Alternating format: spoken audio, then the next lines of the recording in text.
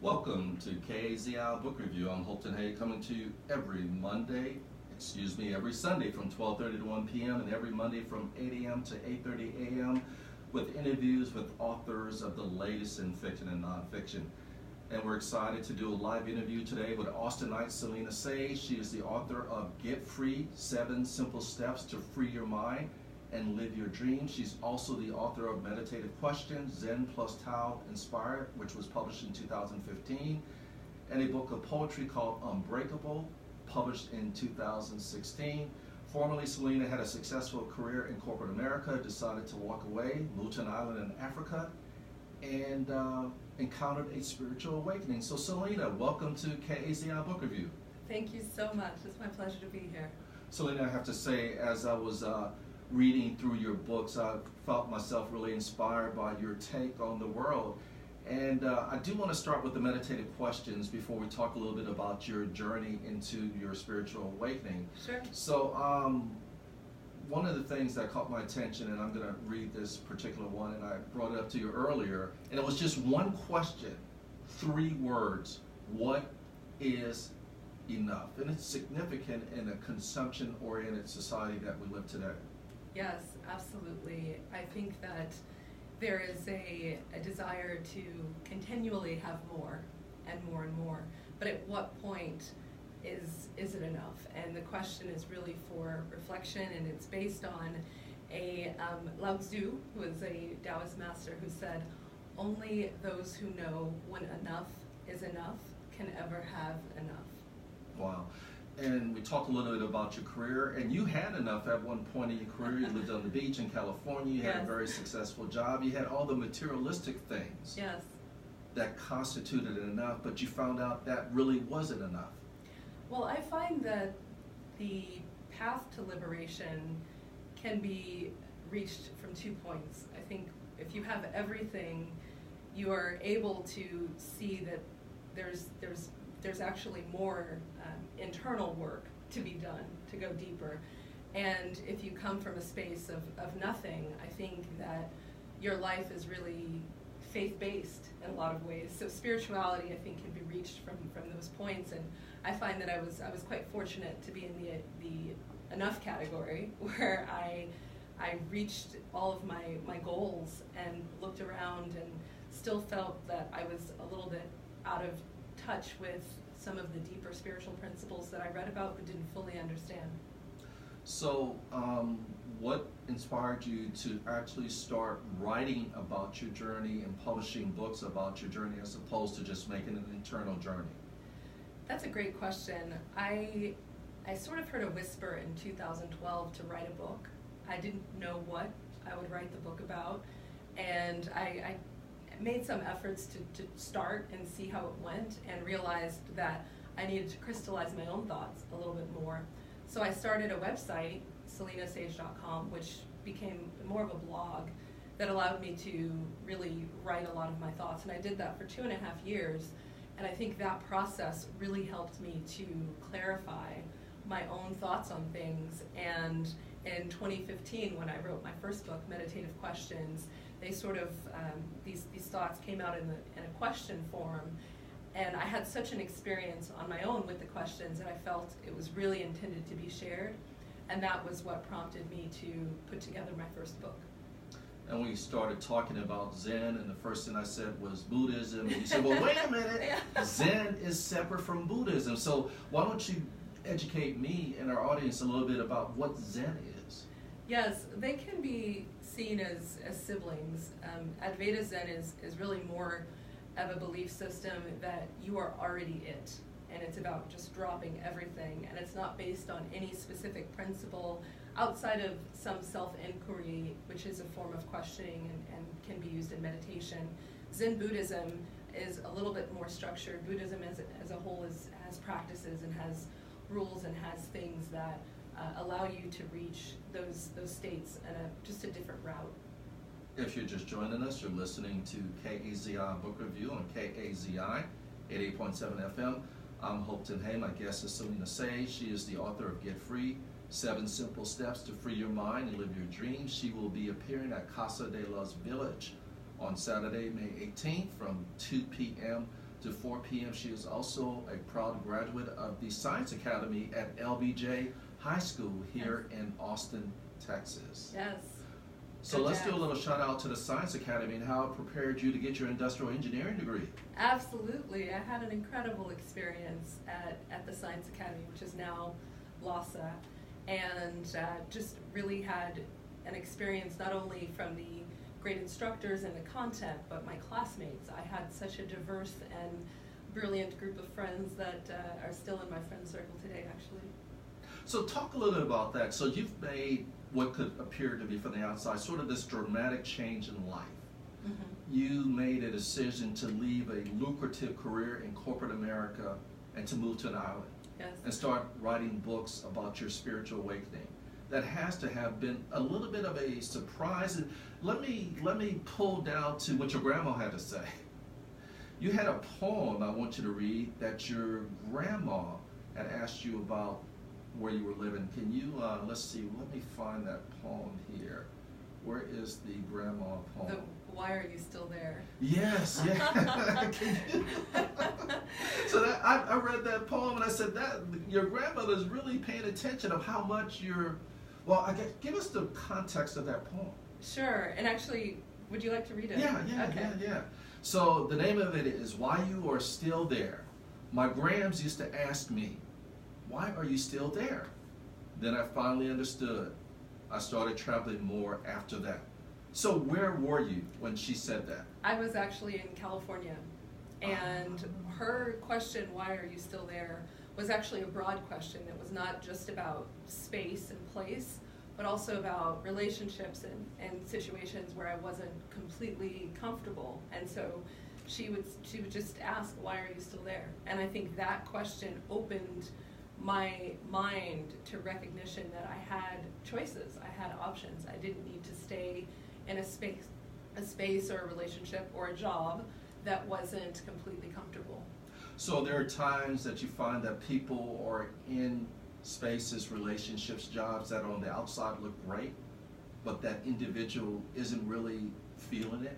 Absolutely. I actually have a lot of people telling me all the time, especially now with my books, that they feel stuck and they feel trapped, but they don't see a way out. And I think that was really what inspired my latest book. And then you have one called Torture. Mm-hmm. When you hate waking up for work every morning, isn't it worth selling everything to escape that torture? Did you sell everything to escape? I did. And I didn't see it at the time as an escape. The poem came after, but I saw it as a liberation, as a way to really free myself of all of the things that were making me in some way feel a bit trapped. You know, I had all of these vehicles and all of these things. How do I change? How do I move and restart? And it was through the process of letting go that I was able to have that opening.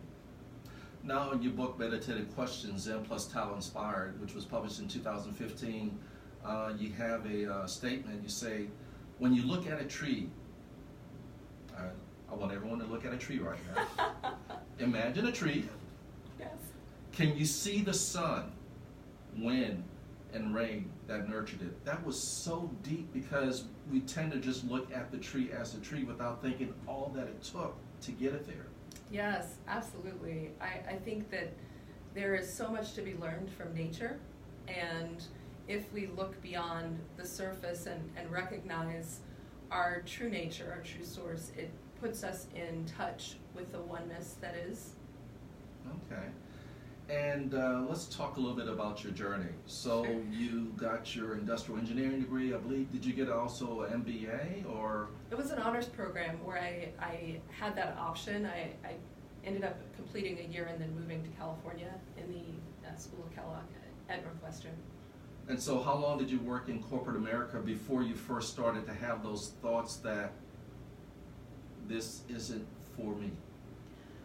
Well, I think that the experience I had in corporate America was very educational and informative, and I never felt that it wasn't for me. I felt that I learned a lot and had a lot of great experiences, and it allowed me to create savings and investment that we talked about, I think that that's an important point to note, that it wasn't all bad. Right. I think what I started to feel was that what I was doing in the corporate space wasn't necessarily in alignment with what I felt my purpose was. And I was so drawn to Zen and Taoist principles and ways of thinking and looking at life that there was something in me that really wanted to explore them more fully. So the thing is, it's a journey. Yes. And you're recognizing it as a journey. And sometimes there's a struggle in the journey. And like you said, and we established earlier, which is you had a good life. Yes. So you could be having a good life, but still feel some nagging lack of purpose, kind of. Or you could change as you grow and work, your perspective and your needs and the things that are important to you change. Yes, that's it. And I think that, my career started in industrial engineering. I was interested in business and strategy, which were my next roles. And then I did more business development. So even in my career, I changed roles and did a lot of different things, which I think represents who I am as a person. I enjoy a variety of new experiences. So talk a little bit about how you started to discover all the different Zen and other philosophy that helped to contribute to your spiritual awakening. Where did that begin for you in terms of the reading of it? It actually started at age 10. Yes, I was a very curious child and fortunate to have very supportive parents who, allowed me to explore freely without restriction, and with the understanding that I'd be going to Sunday school on Sunday. And that was where it started. And I think as I got older, I visited a variety of different types of churches and explored different religions. When I attended Northwestern, there was a Baha'i temple very nearby that I used to visit. And over time, through that exploration, I encountered Taoism and Zen and was really forever changed. Are there any books, because we're on a book show, that you can recall, this is a book or two that I really remember reading that sort of helped to inform me? Yes, one is by Stephen Mitchell, Tao Te Ching, which is also pronounced Tao Te Ching. It depends on preference, but it is a collection of Taoist lessons, so to speak, that were really thought-provoking for me. Very good. So let me go ahead and pull up another one of those poems that I really enjoy. Sure. And Thank you. Here's one, Just Say No. And I am going to recommend for males who are looking to really be good in relationships, the Unbroken Poem Book is a good, yes. Unbreakable Poem Book is a very good guide. Can be quite educational, yes. Just say no. I felt I should say no, but I said yes. I didn't want him to leave. I paid for that decision. Literally. Putting me on the literally. spot. Yeah. Now the question is, how about Not the One is another poem. And I remember growing up, and you're standing outside, and somebody walks by, and not the one you say, if you call me hey, you should not expect an answer. Yes. Yes, it's those poems, I think, kind of came to me just reflecting on different experiences. And did that happen to you in Austin? Yes, everywhere. I think a lot of women, catcalling is a thing. It seems to be a placing of a bet. Like maybe she'll respond, maybe she won't. But I don't know any women who truly appreciate the being catcalled. Yeah. So we need to mature. I think that'd be preferable. Yes. And act with respect. Respect is paramount. I like community service. I like the name. Yeah. This is another poem. I grew tired of saying no to every man. So then I said yes, but later wished I said no. I asked God, haven't I already done enough community service? I must be working off old karma but I'm done with that now. Yes. So you have done community service and supportive relationships. Oh, yes, literally and figuratively, yes. Yes, and I think, one of the ideas behind Unbreakable is meant to be empowering for women. Right. And I think a lot of times we question our intuition, and we go into circumstances and situations that we aren't necessarily fully comfortable with, and we think, oh, let's just see how this works out. And I just like to encourage women, and really of all ages, but especially younger women, to trust your intuition and know your worth, and don't settle for less. Don't perform community service. Yes, I mean, go to a soup kitchen versus working that out in a relationship. Yeah. I have 3 daughters, and I'm already negotiating with Selena to give them a copy of Unbreakable. Yes, it's happening. It's happening, daughters. And here's one that's really deep, and you're going to have to answer this question. Okay. This comes from Meditative Questions, Zen Tao Inspired, published in 2015, and the question is it possible to have good without bad? So my take on this question, and I think it's important to note that there's no right answer. The Meditative Questions book is meant to be experiential, and I often say the book changes as you change, because your answers can be different, even in a span of a week or a month.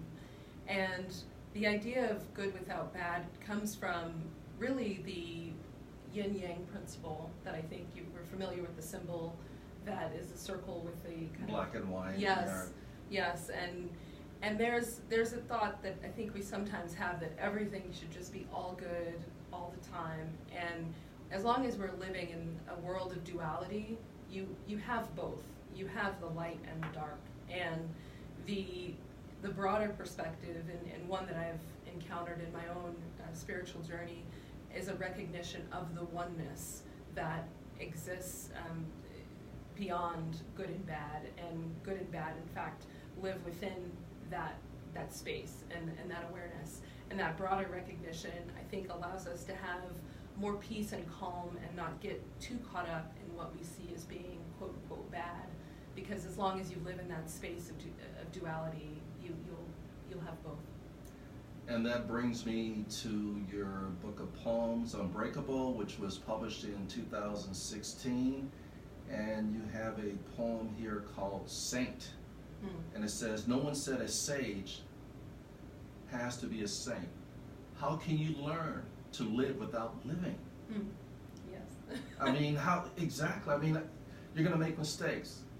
We're all sort of these beings that are full of various things, and but the question, I guess, are you saying is, how can you learn? And maybe the question is, do you learn? Yes, there's a Taoist saying that in the pursuit of knowledge, every day something is learned. In the pursuit of wisdom, every day something is dropped. And so I think that what I've experienced, especially through having the fortune of excellent education, I've learned a lot of things. I've gained a lot of knowledge. But sometimes what you recognize in that process is that creates a structure, and it creates what you feel is boundaries. This is the right way to do something, quote unquote. And in the pursuit of wisdom, it's really dropping all of that and really coming back to a basic awareness of things from almost a childlike state, where you can see joy and you can see happiness and you can see love. So for me, there's a lot to be explored in terms of life and living, and it gives you a lot of perspective. But I think the more that you live, the more you sort of see that it doesn't have to be as complicated as we think it is. It's quite simple. But do you think that you have to get there through thinking about it and taking a break from all that's going on around you just to meditate about it?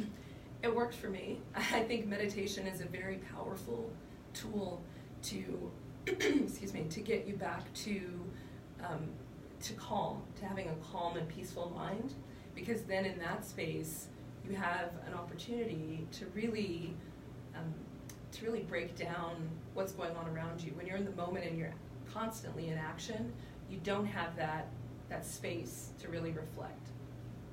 So let's talk about your latest book, Get Free, 7 Simple Steps to Free Your Mind and Live Your Dreams. So talk about the gestation of that book. Gestation. So by that, do you mean the process that I went through to create it? Yes. So I was actually in Thailand, living on a Muay Thai camp for a month, and I had an opportunity to meet some just incredible people who are now an extended family from around the world.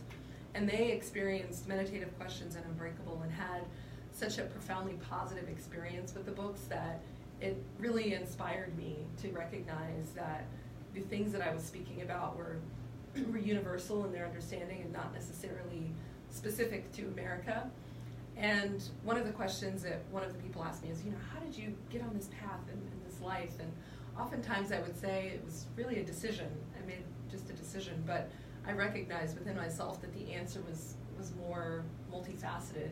So with Get Free, I utilized just an opportunity, and I wrote it in a space of days while I was there to really create what I felt would be a tool and a guide for someone interested in doing what I did, which is just basically kind of reconnecting and creating a new start. And you're very purposeful when choosing the space to present the book. You showed me a video of the Casa de los Village, and I said, this is what I imagine. Because it's not just about you there with the book, right, and reading from the book, but you also want to create an entire environment that's sort of supportive of where you're trying to go. Absolutely. When I visited Casa de Luz, which, already the name House of Light appealed to me. When I visited and walked in, the grounds were just very peaceful, and I had an immediate Zen vibration, which obviously, as you know from my books, is really what I always strive to achieve. And so I wanted an environment where people can gather and have a broad discussion about some of the things we're talking about here, have a Q&A session, and also have an opportunity to be in a space that promotes calm and peace. You've traveled all over the world. Yes. You live outside the country. Yes. Sometimes I think you live in the United States. We have a very Western view of the world, which is very, very different from the Eastern world. Talk about that challenge people may face from living in the United States their entire life and with a sort of a Western view of the world. Oh, interesting question. I think that in America we have so many advantages. We've talked a little bit about just stores, just opportunities for consumption are everywhere. And in a way there's tremendous opportunity and it can create a perpetual striving. And in other countries, especially with more Eastern philosophies that are more based on meditation and being calm and being centered, I think that there's a shift in the energy that coming from a Western space can be hard to wrap your mind around, but I think a lot of people who travel to the Eastern parts of the world feel that calm when they go and recognize just a different sort of peace and stillness. So my experience and several of my books were actually written while I was in Asia, sort of reflects that. Yeah, matter of fact, I think in your Meditative Questions book, you were in Japan, Malaysia, Singapore, and Bali, yes. Bali, yes. Yes. Wow, you're well researched. Yes, I wrote it while in each of those countries. So talk about, where were you when you were writing Unbreakable? I was actually on the island that I live in Cabo Verde. It's an island called Zen Tao. And so I was in my home there and just started channeling poetry, and I just couldn't stop. So for about 36 hours I was writing poems, and I'd never written poetry before. So was it inspired by recent revelations or historical revelations? Well, I think at that time, and I'm very open about this even in the book, I had just ended a relationship. Okay. And that moment really caused me to reflect on previous relationships. And it should be noted, I went immediately after that relationship to the same Muay Thai camp. So I lived on that camp for a month. No, I'm going to interrupt you real quick because people may not know Muay Thai, martial arts. Martial arts, yes, Thai boxing, thank you. And so I just returned from Asia, actually. And so I had this openness within myself that I think allowed me to look back on those past relationships and situations with a sense of humor that I think is reflected in the podcast. I will tell you, as I was reading through your poems, I had this slight smile on my face. Great. That's why I had to read some of these poems here, because I said, wow, this is interesting. Thank you for doing that. I think you're the first person to do that on air, so thanks. And so, what is your website? It is selenasage.com, SELENASAGE.com. And once again, Selena will be at Casa de Luz Village on Saturday, May 18th, 2019, from 2 p.m. to 4 p.m. discussing her new book, Get Free, 7 Simple Steps to Free Your Mind and Live Your Dreams. Her other books, Meditative Questions, Zen Tao Inspired, that was published in 2015. That is a beautiful hardback book. Thank you. And then you have Unbreakable, which is your collection of poems in 2016. And then, of course, Get Free, 7 Simple Steps to Free Your Mind. A graduate of the Science Academy of LBJ High School, native Austinite. Selena Sage, thank you so much for being a guest on KAZI Book Review. Really, my pleasure. Thank you for having me. And thank you for listening to KAZI Book Review. I'm Hopeton Hay. Coming up next is the news. Have a good afternoon.